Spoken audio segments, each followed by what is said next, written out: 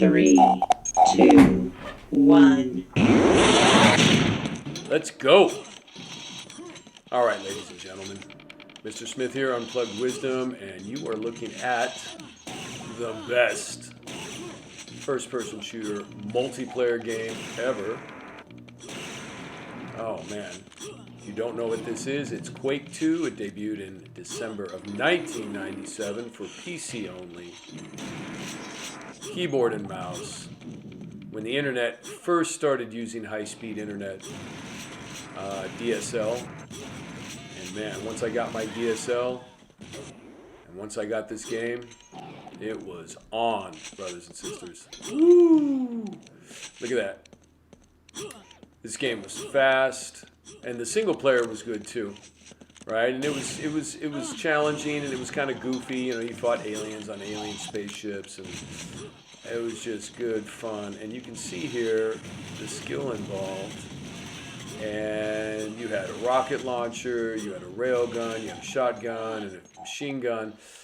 And one thing I liked about this game, especially the multiplayer, is each gun had its own offensive and defensive tactics that you needed to use and when you would use it. All right, now coming up, you're going to see this is Capture the Flag, which you're seeing here. And it's 4-on-4. We're going to see that right here. And there it is. There's the scoreboard. I froze it so we can take a look at it. And the red team on the left has no flags. The blue team on the right has no flags. The red team on the left, they all seem to be the same clan. You notice they have their CC clan affiliation. And it looks like Blue Sky presently has the enemy flag. You can see the little, that's how you know who has the flag at that moment. Shows a little flag next to their name. And then you could spectate. You could see the guys below spectating. And they can watch and they could flip around and watch the game. It was great. And it's good to know that people are still playing this game. And what else did I want to say? Oh, interesting little story about the whole clan thing. I remember 20 years ago telling my friend, he didn't turn out to be really a friend, but, you know, an acquaintance, about how there were clans in these video games, right? And he was all like upset about the word clan, I guess because he associated it with Ku Klux Klan or something. And I was like, no, a clan is like your team, right? I think he was one of the original snowflakes that. But anyway, I remember a shout out to Jedi Clan. They were a really famous clan, mostly cool folks back in the day.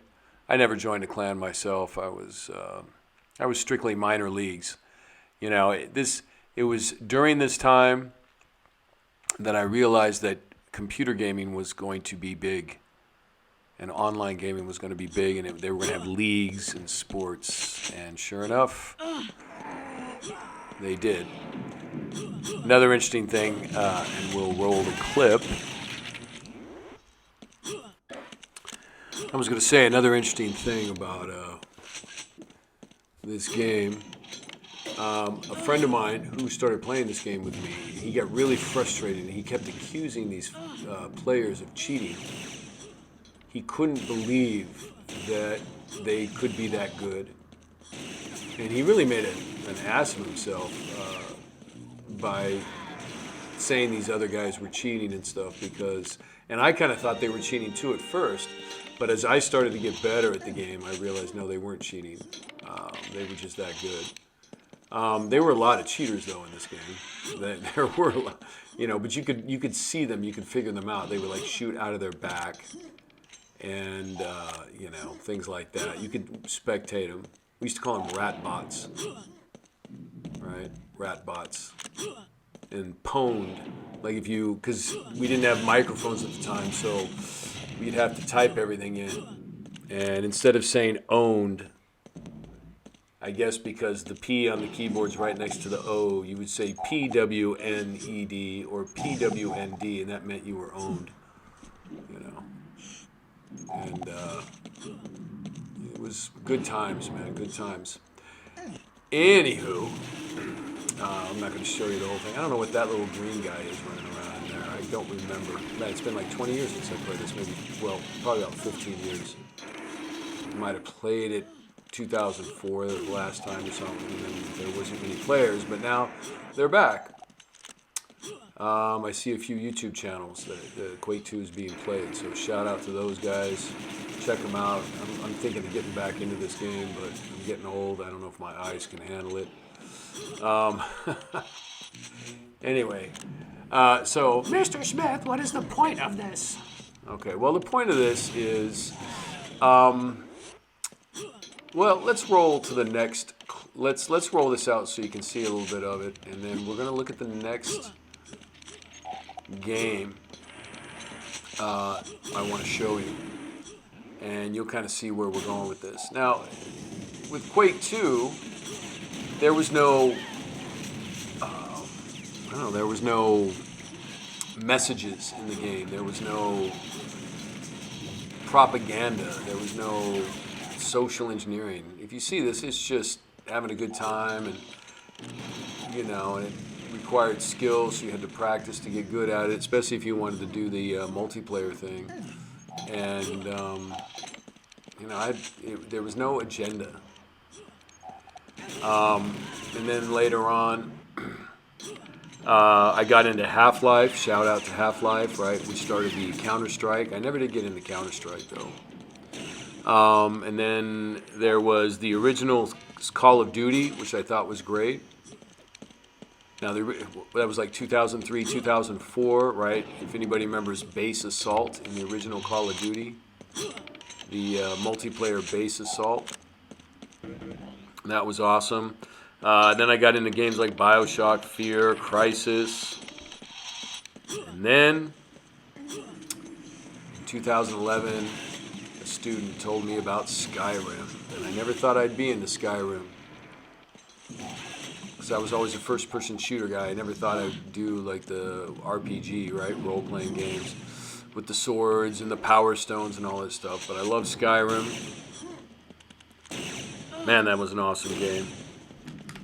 And then Fallout came around. I was introduced to Fallout 3. And then there was Fallout New Vegas. Right? And I played Fallout 4. Fallout New Vegas was the best one. But here's my point.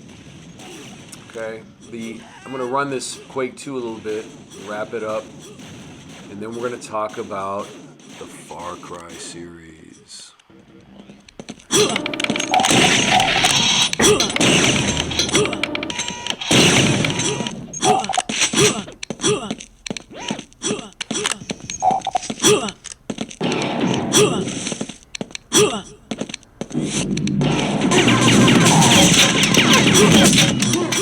Homeboy's using the grenade launcher here.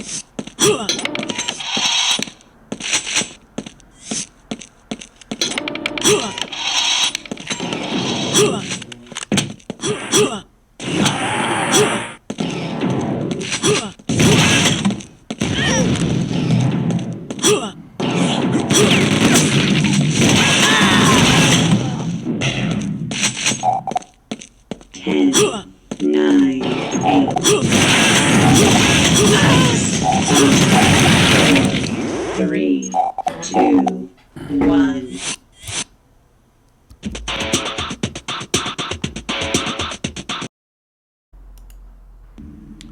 And now, Far Cry 3. Great game. Love the game. This is the loading screen when you go into Far Cry 3. While you're waiting for the game to load, I want you to look at what's being thrown up there on the screen. This is the point that I'm getting to. Okay, so it's about 40 seconds. There's your loading screen. Let's take a look at this again. Frozen. Again, this is the loading screen. So this is what your son or daughter, or for those of you that are young, this is what maybe your little brother, little sister are looking at when they play this game, waiting for it to load. And all of a sudden, look at, they flash the word lick. And underneath it, backwards, is girlfriend. Oh, and the word that comes up next after lick in that same spot is mom. What the heck does that have to do with the game Far Cry 3, which is a great game, by the way? I love the Far Cry series. Far Cry 3, Far Cry 4, and Far Cry 5. I'm still playing it. I love the multiplayer, and we'll get to that later. But what is this? I'll tell you what it is. It's subliminal messaging. They're making sexually suggestive comments to, I don't know, 12, 13, 10-year-olds that are playing this game. And if somebody, or even older, I mean, these subliminal messages can affect anybody. You don't think they do, but they do. They're sexualizing people. And if you're under the influence of weed or other drugs, you're even more susceptible to this subliminal programming. So, as your humble servant, I'm just pointing this out. When you play these games, be careful. They didn't used to be like this. This is my point. These games now are throwing some subliminal messages. They are socially engineering people. Let's continue. But you can see the lick there. Now, let's go to the next freeze.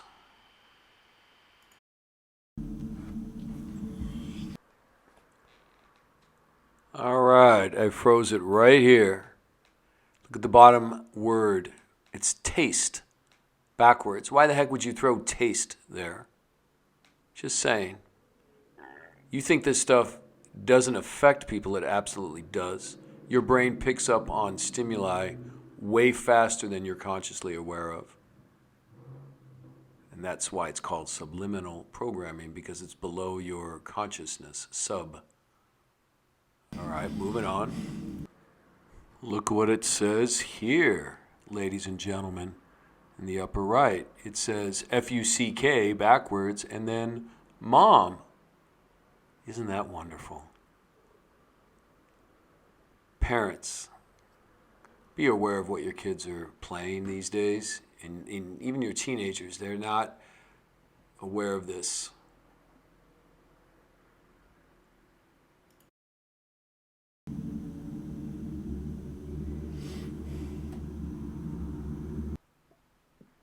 Oh, and guess what? There's that word lick again. Creepy. Not necessary. I think we got a bunch of creeps running our running our video game industry.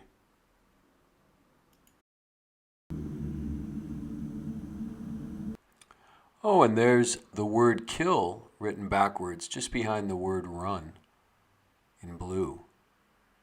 Just another observation. There's a few more that I haven't mentioned. You can see them now. I don't know.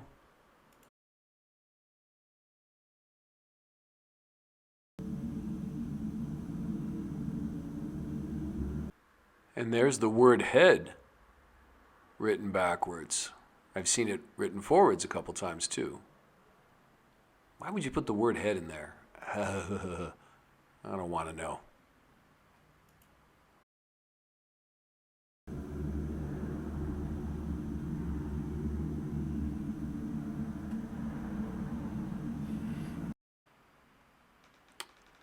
I've seen the word insanity and blood. The other thing about Far Cry 3 that I noticed was in the game, the character can take all kinds of injections to enhance himself. And again, as a person my age playing the game, I'm well aware of that. I'm not going to go out and I know that the game is a fantasy world. But it makes me wonder if this Far Cry 3 came out, what, 5, 6, 7 years ago? You know, were they... I want to see what you guys think, if you have any comments on this, but they might be what is called predictive programming. In other words, they're programming people to accept that you need a shot for everything, and that getting things injected into you can give you enhancements and stuff. Because a lot of these young people don't know the difference between fantasy and reality. Just something to think about. But I did notice this in this game. The first time I noticed it was Far Cry 3 when I was playing it, that all the character would take all these injections and had different types of injections and needle injections for different special powers and different things. You know, it's a great game. I'm just, you know, but this subliminal programming and this you know, getting young people to think it's okay to just stick needles in you whenever is, to me, that's got to stop.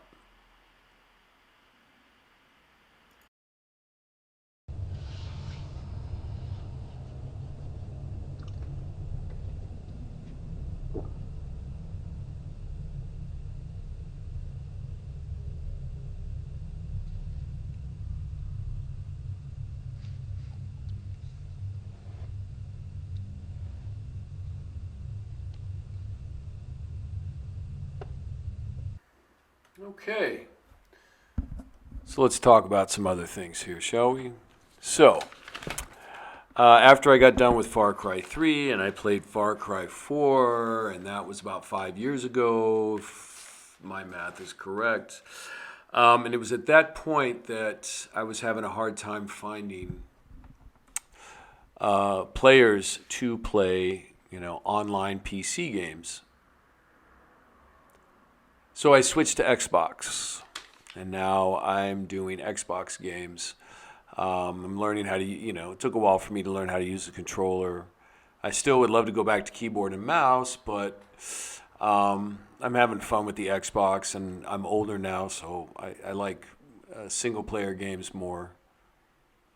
But I miss the camaraderie and the talking with people, and I love the fact on Xbox when you play multiplayer, you know, you have a headset and you can talk to people and you know, make friends that way. And I love Far Cry 5 multiplayer, so shout out to anybody out there that's a Far Cry 5 brother or sister.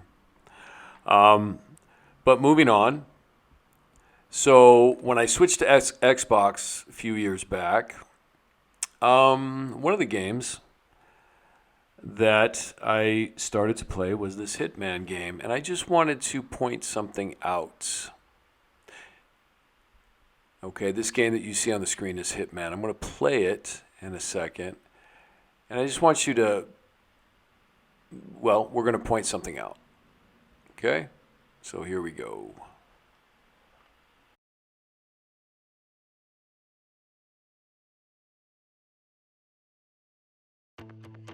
Good afternoon, 47. The wedding ceremony is about to begin with Lang and his daughter arriving shortly by car.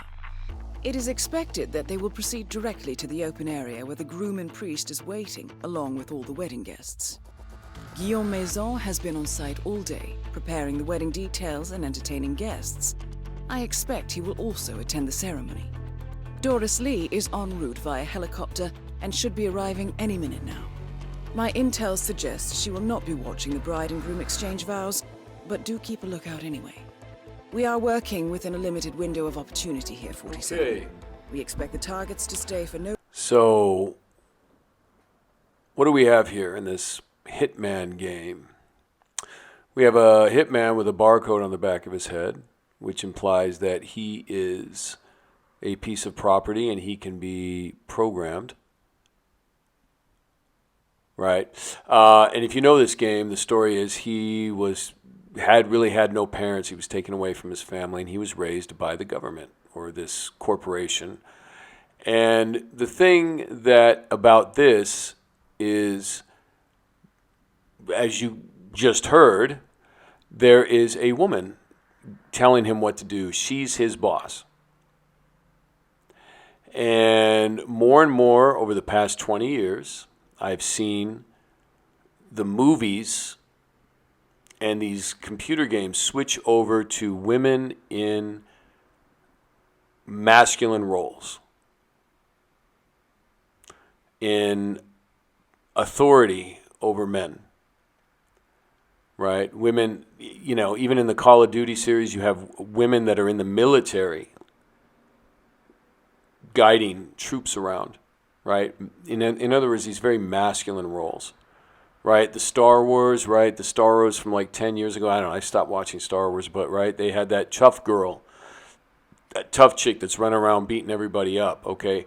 Yeah, this is very damaging because that's not reality. So again, and unless it's their mother or their aunt and their young boys, but grown men should not be taking orders from women, especially in a military or, very masculine type of way. I mean, if you have a female boss at work and she's cool, that's one thing, but I think this is very damaging to, I think this is in other words, I think it's by design. These video games are programming young boys and young men to accept masculine women. And it's demasculinizing the boys. And I believe that very firmly that men were made to be the leaders. They were made to be the leaders of their families. They were made to be the protectors. They were made to be the leaders in their communities. And unfortunately, if you put women in these roles, women naturally look for somebody to protect them. And if they don't see their husbands or the men in their community as protectors, they will seek out the government to protect them.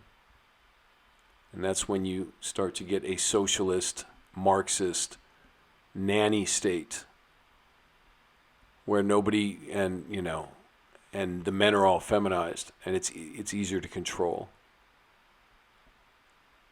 Right? People are easier to control that way. So I just wanted to point that out, that and to parents and to young people, right? Be aware that you are being socially engineered and you're being what they call conditioned to accept certain things. So it's just something to think about. Now in the next clip, I have one more clip to show you from the latest game I've been playing, and we'll get to that in just a sec.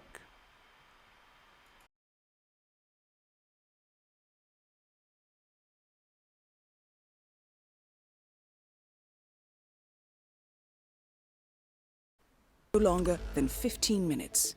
Good luck. Okay. Last clip. This is the game that I currently am playing, and I heard a lot of good things about it. It's called Cyberpunk 2077, and it's a lot of fun. It's a good game, but it's a little bit perverse. So I would not let my teenage boy play this, or girl. I would not. No way. And if you look on the screen there, see the woman on the screen.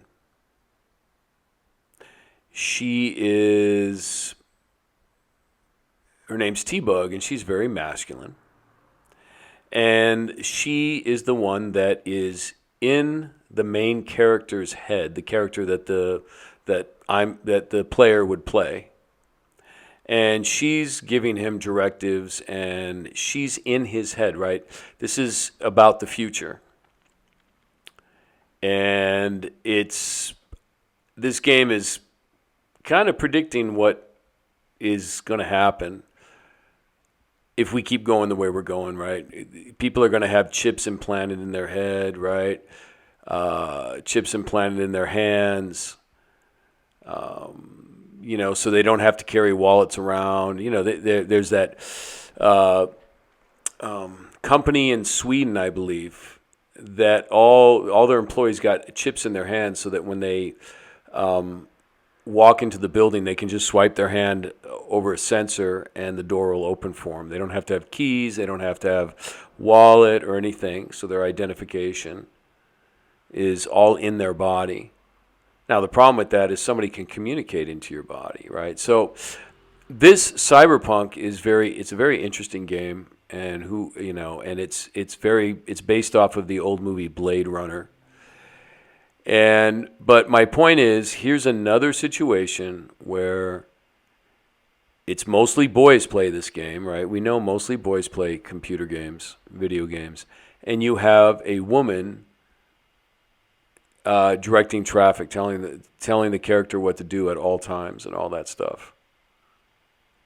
And again, it's a game, so there's nothing wrong with that. As long as you know in reality, that might not work. Okay? So it's interesting. I guess I'm just pointing out it's interesting how these games over the past 20 years have evolved into this, where they seem to be socially engineering our young men into assuming more submissive roles towards women. And for me, it's disturbing, right? It's something to be aware of. And this is not a knock on women. Believe me, I love women. But women, to me, need to be feminine. Shout out to Kevin Samuels, fit, friendly, feminine, cooperative, and they need to be good wives for their husbands. So it makes, the government and the powers that be are definitely pushing single motherhood, and they don't need a man and all this stuff. So it gets more into this just demasculinizing men, right? So this is something, if you guys are parents and you have children that play these games, you need to be aware. If you're not aware of what's going on, I think it's important that you're aware of what's going on in some of these games, right? They are socially engineering and also throwing subliminal messages in these games.